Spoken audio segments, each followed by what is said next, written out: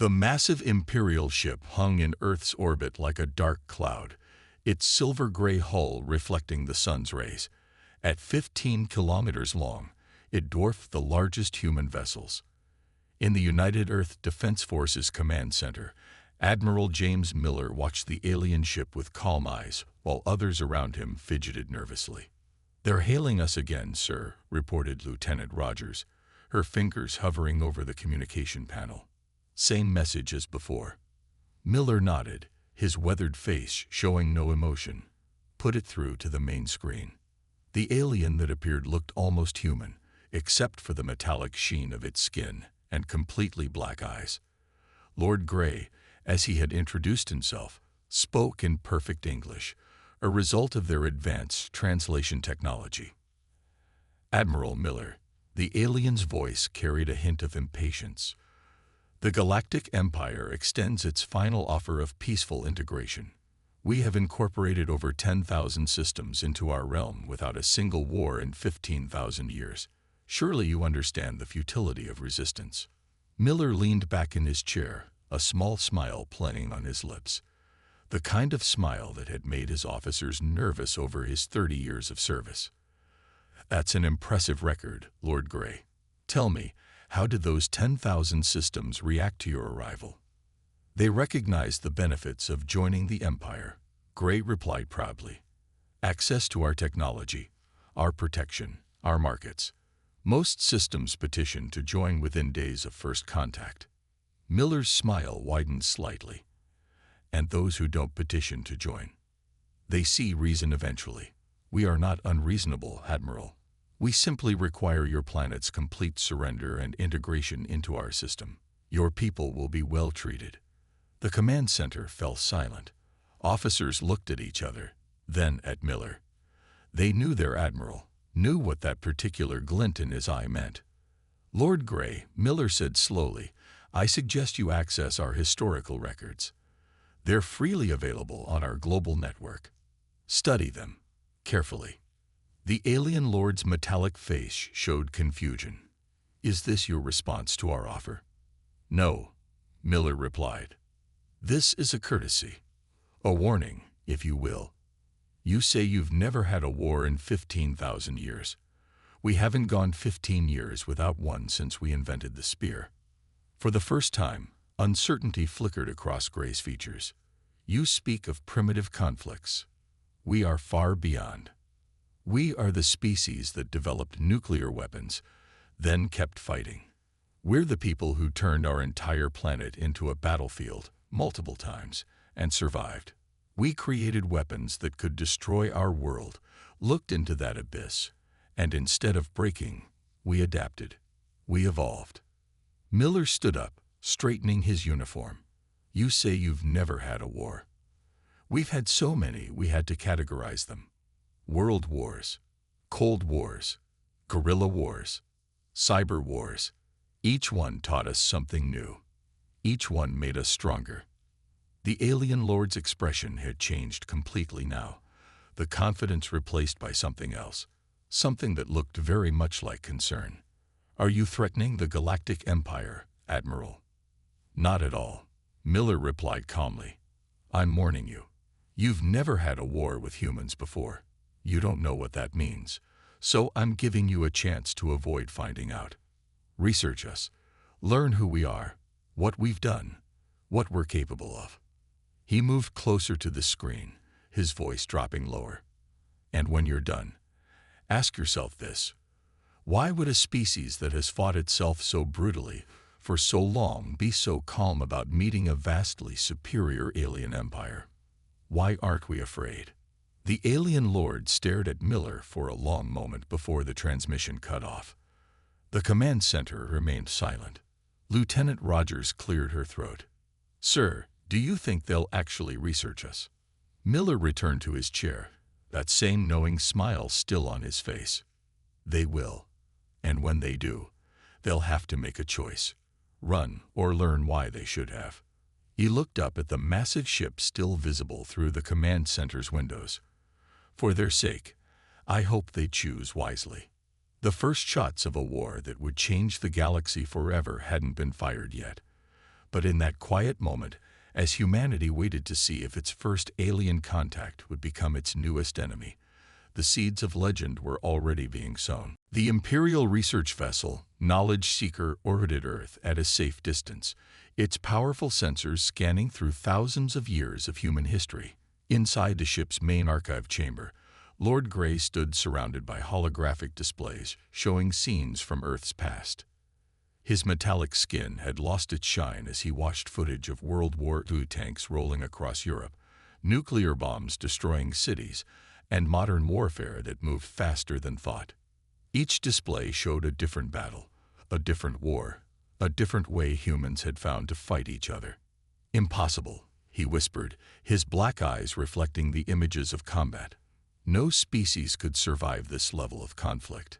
Behind him, Dr. Thomas Wright, Earth's chief diplomat, stood quietly. The humans had sent him to answer questions, but for the past hour, Lord Grey had been too shocked to ask any. "Would you like me to explain what you're seeing?" Wright asked, his voice gentle but firm. Lord Grey turned to face him. "Your species, you've had 3 global wars, hundreds of regional conflicts, weapons that could destroy your entire planet. You've fought in every environment, air, sea, land, space, even in the digital realm. How are you still alive?" Wright walked over to one of the displays showing modern soldiers. "Because we learned from every war. Each conflict taught us something new. About ourselves. About strategy. About survival." He gestured to another screen showing cyber warfare operations. "When we invented computers, we weaponized them within decades. When we reached space, our first satellites were dual purpose, communication and military. We don't just fight wars, Lord Grey. We study them, perfect them, turn them into science." The alien lord moved to a display showing guerrilla warfare tactics. These smaller forces, they defeated larger, better-equipped armies. How? "Because humans are most dangerous when we're cornered," Wright explained. "We adapt, change tactics, find weaknesses. The biggest mistake in human warfare has always been underestimating a seemingly weaker opponent."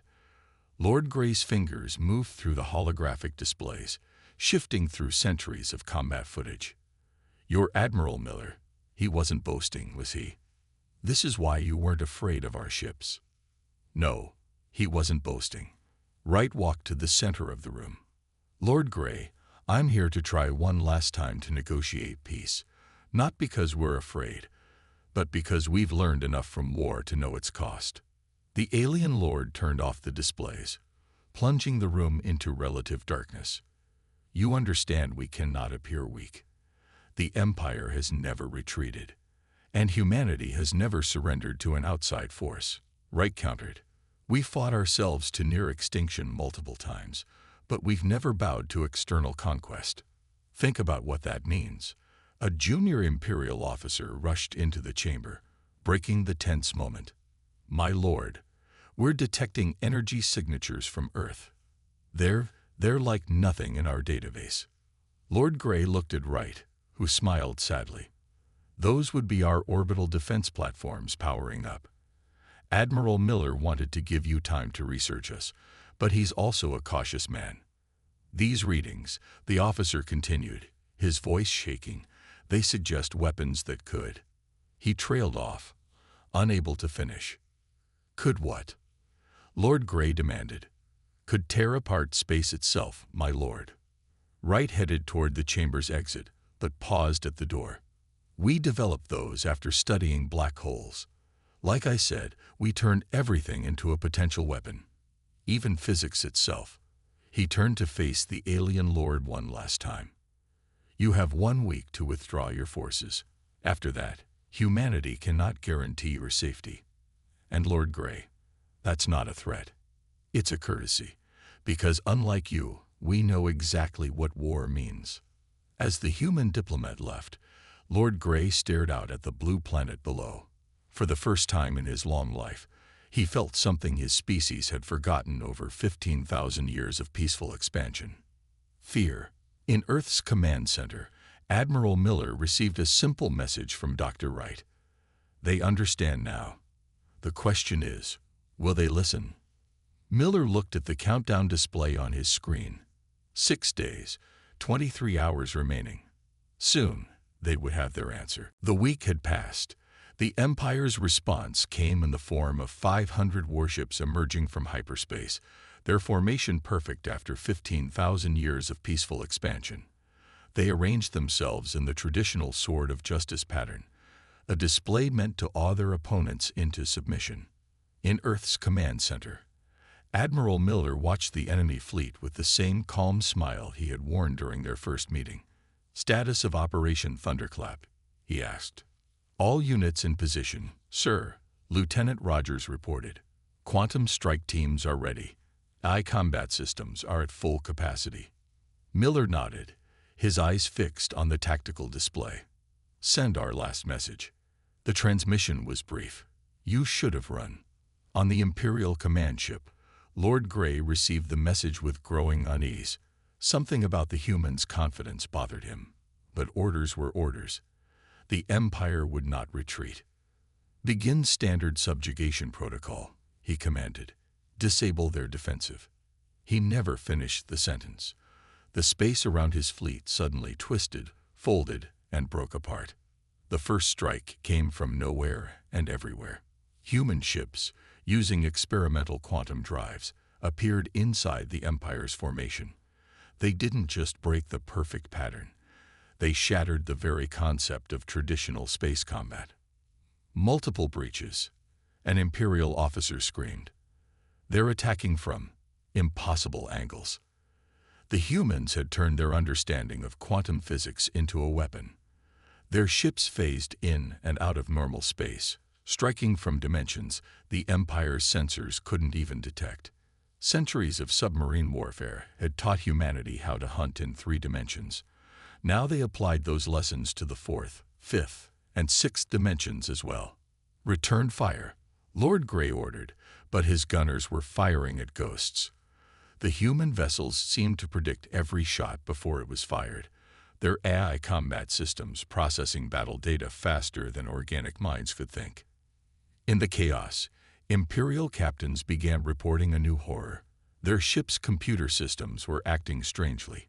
Humanity had unleashed their AI warfare viruses, turning 15,000 years of peaceful technology against itself.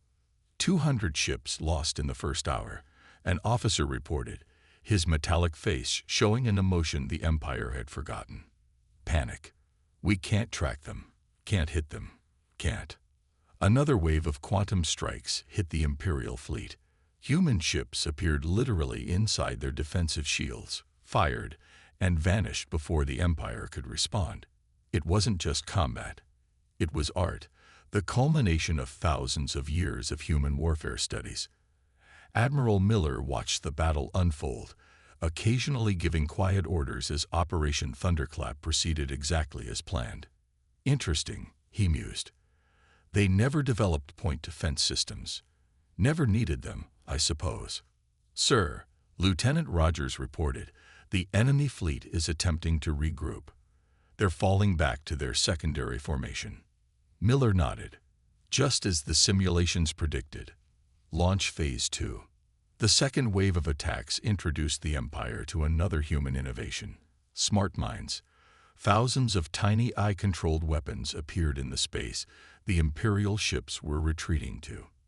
The Empire had never encountered weapons that could think, learn, and hunt. Lord Grey watched in horror as his perfect formation collapsed into chaos.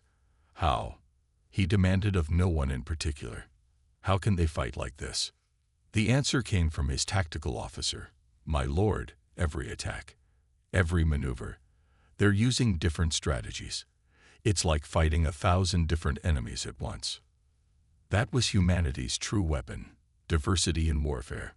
Each human ship commander fought differently, used different tactics, adapted in different ways. There was no pattern to learn, no single strategy to counter. 3 hours into the Empire's first war with humanity, Lord Grey made a decision that would haunt him forever. "Retreat," he ordered. "Get us out of here." As the surviving Imperial ships flowed into hyperspace, Admiral Miller received the final casualty report. The Empire had lost over half their fleet. Human losses, 0. Send word to command. Miller ordered. Phase 1 complete. Begin preparations for Phase 2. He looked at the tactical display showing the retreating Imperial ships. They came expecting to fight primitives. Instead, they learned why we warned them to run. Lieutenant Rogers studied her admiral's face. They'll be back, won't they, sir? Of course, Miller replied. But next time, they'll be afraid. And that fear will make them predictable. The first battle was over. The real war was just beginning. Deep in the asteroid belt between Mars and Jupiter, Commander Anna Blake sat in the darkness of her flagship's bridge. The only light came from dim control panels and the faint glow of distant stars. Her ship, the Silent Hunter, lived up to its name. Its black hull absorbed all light, and its gravity engines let it move through space like a shark through water. Contact, her sensor officer whispered, though in space no one could hear them anyway. Old habits from submarine warfare died hard. Imperial supply fleet, 12 ships moving through Sector 7. Blake smiled in the darkness. After their defeat in the first battle, the Empire had started sending smaller, faster groups of ships instead of one large fleet. They thought this would make them safer. They were wrong. Show me, she ordered. A holographic display appeared, showing the Imperial ships moving in their usual perfect formation. Even after their losses, they couldn't break their old habits. Blake had studied Earth's submarine warfare history extensively. She knew that predictable patterns meant death. Ghost Fleet, this is command, she spoke softly into her neural link. Begin Operation Deep Strike. Remember your submarine warfare training. Hunt like the predators you are. Throughout the asteroid belt, 20 human ships powered up their gravity drives. These ships were humanity's newest weapons, designed using centuries of underwater combat experience. They didn't just fly through space, they swam through it, using gravity itself as their ocean. The Imperial supply fleet never saw them coming. Deep in the flagship's command center, the alien captain was reviewing security protocols when his sensor officer called out. "Sir, there's something strange about the gravity readings in this sector." That was the last thing he said before Blake's fleet struck. The human ships emerged from their gravity shadows like ghosts rising from the deep. Their first shots disabled the Imperial engines, cutting off any escape route. Just like hunting submarines, Blake muttered as she watched her fleet execute the perfect ambush. Find the target, cut off their escape, then move in for the kill. The Imperial ships tried to fight back, but their weapons were designed for long-range combat in open space. Blake's ships moved like ocean predators, using the asteroid belt like underwater terrain. They darted between rocks, used gravity wells as cover, and struck from impossible angles. Status report, Blake ordered as her ship glided through the debris of a destroyed Imperial vessel. 3 minutes into engagement, her tactical officer replied. 8 enemy ships disabled, 3 destroyed, 1 attempting to escape. Blake leaned forward in her chair. Show me the runner. The display shifted to show an Imperial ship trying to reach open space. It was moving fast, but Blake had hunted faster targets in training. She had learned from the best submarine commanders in Earth's history. Calculate its dive path, she ordered, using old submarine terminology. Her crew understood perfectly. The Silent Hunter powered up its gravity drive and dove into the space-time equivalent of deep water. Blake felt the familiar sensation of her ship distorting gravity around itself, creating a tunnel through space that even light couldn't escape from. The Imperial ship never saw them coming. One moment they were racing for safety, the next moment the Silent Hunter emerged directly in their path, weapons already firing. All targets neutralized, her tactical officer reported. Ghost Fleet reports no damage taken. Operation complete. Blake nodded, satisfied. Send the message to command. Then begin salvage operations. As her crew worked, Blake recorded her log. The Empire still hasn't learned. They treat space like an empty ocean, but we know better. We've fought in Earth's oceans for centuries. We've learned how to hunt in three-dimensional darkness. Now space is our new ocean, and they're about to learn why Earth's submariners were feared even by their own side. In Earth's command center, Admiral Miller received Blake's report with approval. The Ghost Fleet had proved its worth, destroying or capturing another Imperial supply line without losing a single ship. "Send word to Commander Blake," he ordered. "Tell her to begin Phase 2 of the operation. It's time to take the fight deeper into Imperial territory." The Empire was about to learn another harsh lesson. Humans didn't just fight wars in space. They brought every combat lesson from their violent history with them. And submarine warfare was one of their deadliest arts. The Empire's world-breaker fleet appeared above Earth like a storm of metal and energy. 3,000 ships, each larger than the first fleet humanity had faced. At their center flew the Imperial flagship, World Ender, a vessel that had destroyed 11 planets in the Empire's history. This was the Empire's ultimate weapon, never defeated in 15,000 years. They'd brought their planet killers, Captain Michael Reed said, standing on the bridge of the human ship, Tomorrow's Dawn. His vessel was the command ship for Project Phoenix, humanity's most secret weapon. Just as we predicted. The Imperial transmission played across all frequencies. "Surrender now, or we will demonstrate why this fleet is called World Breaker." Reed's response was to activate Project Phoenix. Across Earth's orbit, 500 human ships powered up their experimental probability drives. These engines were humanity's greatest achievement. They didn't just move through space, they moved through possibility itself. "All Phoenix units, execute Battle Plan Guerrilla 7, Reed ordered. "Remember your training. Every human war in history has taught us something. Now we use everything we've learned." The Imperial Admiral watched the human fleet with contempt. They mean to fight, with so few ships. His sensor officer suddenly screamed, "Sir, the human ships, they're everywhere." Project Phoenix had activated. Each human ship split into 5 possible versions of itself, each one equally real, each one attacking from a different probable future. The probability drives let them exist in multiple states at once, like quantum particles at the macro scale. The Empire fired their planet-killing weapons, but the beams passed through empty space. The human ships they targeted had already shifted to different probabilities, attacking from futures that hadn't happened yet. "Impossible," the Imperial Admiral shouted as the first wave of world-breaker ships exploded. "How can they know where our shots will be?" The answer was simple. They didn't know. They existed in all possible locations at once, attacking from every possible angle. Humanity had turned quantum uncertainty into a weapon of war. Reed directed the battle like a conductor leading an orchestra of chaos. His ships phased in and out of different probabilities, using tactics learned from every guerrilla war in human history. Like the Viet Cong in the jungles, they appeared from nowhere, struck hard, and vanished into possibility itself. "Sir," his tactical officer reported, "the Empire is trying to form their standard defense pattern." Reed smiled. "They never learn. Execute Operation Mountain War." The human fleet split again, using tactics learned from Afghanistan's mountain fighters. They appeared from impossible angles, struck at the Empire's supply lines, and disappeared before the mighty world-breaker fleet could respond.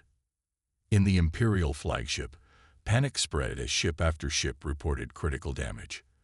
Their mighty weapons couldn't hit targets that existed in 5 different futures at once.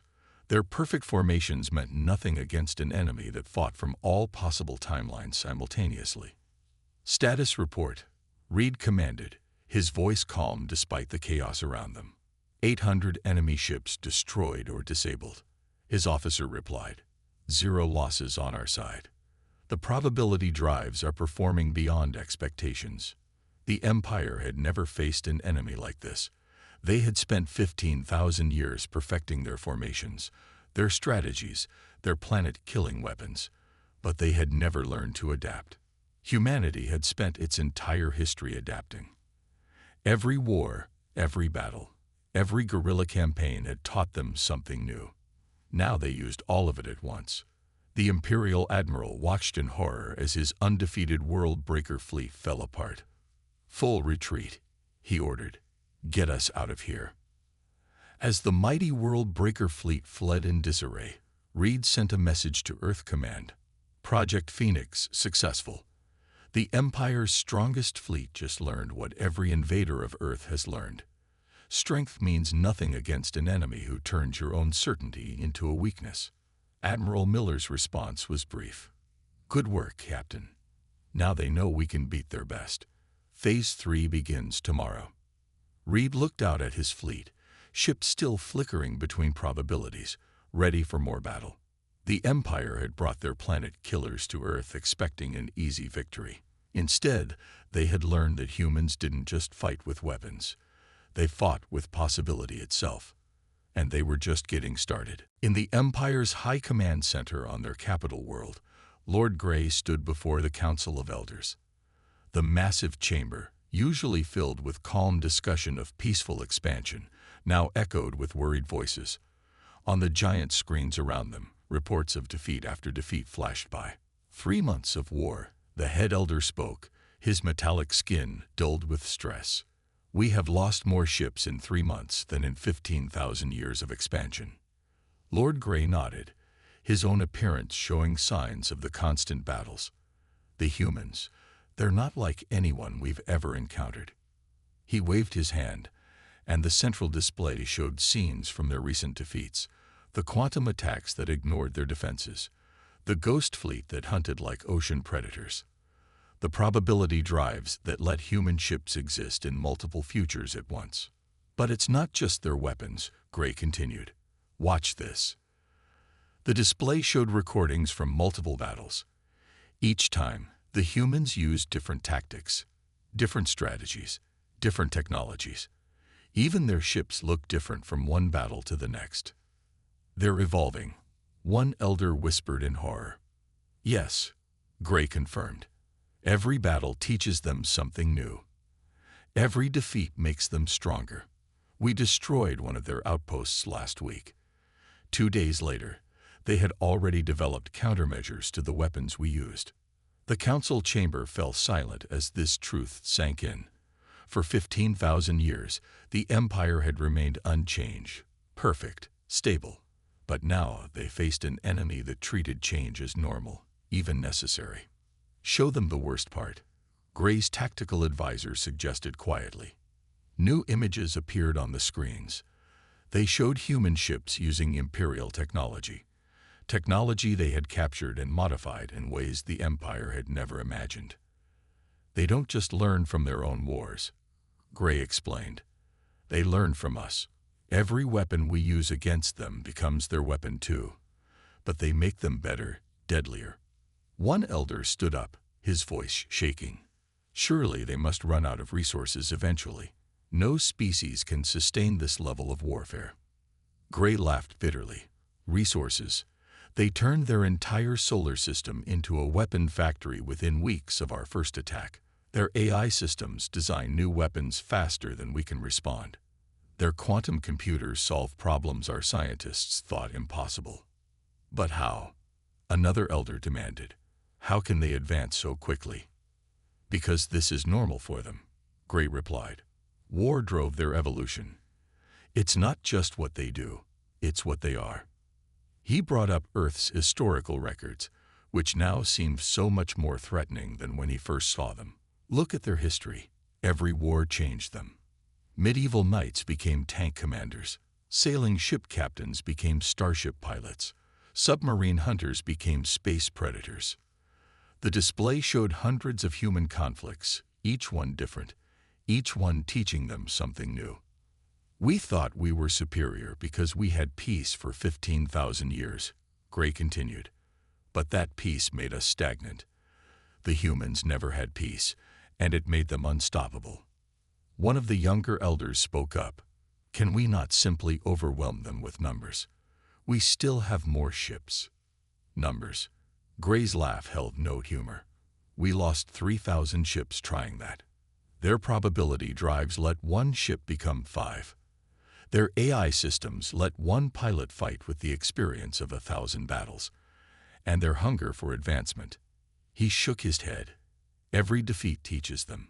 Every victory makes them stronger. The head elder rose slowly. What are you suggesting, Lord Grey? We must sue for peace. Grey replied firmly. Not next week, not tomorrow. Now, because every day we wait, they learn more about us. Every battle makes them deadlier. The Empire has never retreated. One elder protested. The Empire has never faced humans before, Grey countered. And if we don't end this war soon, there might not be an empire left to defend. As if to emphasize his point, new reports flashed across the screens. Another Imperial fleet destroyed. Another defense system bypassed. Another impossible human innovation changing the rules of warfare. The council chamber fell silent again, but this time the silence held acceptance. They finally understood what humanity had tried to tell them at the beginning. They should have run when they had the chance. Admiral James Miller stood in the Grand Hall of the Empire's Supreme Council, looking exactly as he had during their first meeting. His uniform was perfectly pressed, his posture relaxed, and that same knowing smile played on his lips. The only difference was that now, the Empire's leaders watched him with open fear. The massive chamber, built to show the Empire's power, seemed smaller somehow with the human admiral in it. The walls displayed scenes from their brief but devastating war. Imperial fleets broken, defense systems bypassed, and human ships appearing from impossible dimensions. 3 months, 2 weeks, 4 days, Miller spoke into the silence. That's how long it took for the mighty Galactic Empire to request peace talks. Lord Grey, now the Empire's chief negotiator, stepped forward. His once shining metallic skin had dulled from stress. We have prepared a non-aggression treaty, the first in Imperial history. Miller nodded. I've reviewed it. The terms are acceptable. The Supreme Council shifted uncomfortably. They weren't used to such quick agreements. Usually, systems begged to join them, offering more and more concessions. Just like that, one council member asked. No demands for territory. Technology. Resources. We don't want your territory, Miller replied calmly. We don't need your technology. We've already improved on what we captured. And resources. He smiled. We turned our asteroid belt into a fleet of warships. Resources aren't an issue. Then what do you want? Lord Grey asked. The same thing we wanted at the beginning. To be left alone. Miller walked to the main display, pointing at the battle footage. This war happened because you didn't listen, because you couldn't imagine that someone might choose not to join your empire. The council chamber was silent as Miller continued. We tried to warn you, tried to make you understand what war with humans meant. Now you know. Yes, Lord Grey agreed quietly. Now we know. But tell me, Admiral Miller, why aren't you pushing your advantage? You could demand anything from us now. Miller's smile held a touch of sadness. Because we've fought enough wars to know when not to fight one. You've learned to fear us. That's enough. Fear will make you a better neighbor than submission would. He gestured to his aide, who stepped forward with a datapad. We've added one condition to your treaty. A buffer zone between our territories, and a warning buoy system. The display showed the proposed buffer zone, a vast stretch of space between human and Imperial territory. The warning buoys would broadcast a simple message in all known languages. Here be dragons. An ancient Earth warning, Miller explained. It means dangerous waters ahead. Fitting, don't you think? The Supreme Council quickly agreed to the terms. Within an hour, the treaty was signed. The first time in 15,000 years that the Empire had treated another species as an equal. As Miller prepared to leave, Lord Grey approached him one last time. The warning buoys. They're not really for us, are they? No, Miller admitted. They're for everyone else. The Empire isn't the only power out there, and we'd rather not have to teach this lesson again. Back on his ship, Miller recorded his final log entry about the war. Humanity's first interstellar conflict has ended. We didn't win because we were stronger or more advanced. We won because we understood something the Empire had forgotten. Peace isn't the absence of conflict. It's the wisdom to know which conflicts to avoid. He looked out at the stars, where human ships patrolled using technology that had been science fiction just months ago. The Empire learned to fear us, but they also learned something more important. Sometimes the strongest thing you can do is walk away from a fight you could win. In the years that followed, other alien civilizations would approach the border of human space, see the warning buoys, and ask the Empire what lay beyond. The Empire's response was always the same. Beyond those buoys live the humans. They tried to warn us once, told us to run. We didn't listen. If you're wise, you'll learn from our mistake. And in the darkness of space, humanity continued to advance, to evolve, to prepare. Not because they wanted war, but because 15,000 years of peace had taught them one vital truth. Sometimes, the best way to keep the peace is to be ready for war.